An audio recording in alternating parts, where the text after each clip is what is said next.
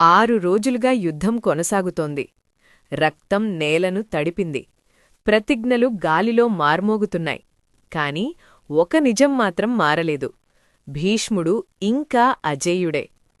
రాత్రి సభలో దుర్యోధనుడు ఆగ్రహంతో మండిపడ్డాడు.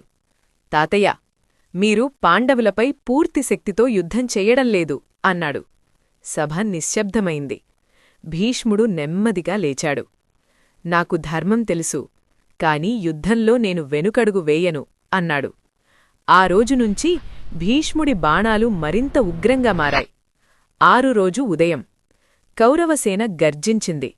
భీష్ముడు రథంమీద నిలబడి బాణాలను వర్షంలా కురిపించాడు. పాండవ సైనికులు వందల సంఖ్యలో పడిపోయారు. భీష్ముడి రూపం ప్రళయంలా కనిపించింది. భీముడు గద పట్టుకుని దూసుకెళ్లాడు. దుశ్శాసనుడి రక్తం తాగుతా అని చేసిన ప్రతిజ్ఞ ఇంకా నా రక్తంలో మండుతోంది అంటూ అతను కౌరవుల సేనపై విరుచుకుపడ్డాడు. ఏనుగులు నేలకూలాయి. రథాలు చెల్లాచెదురయ్యాయి. కాని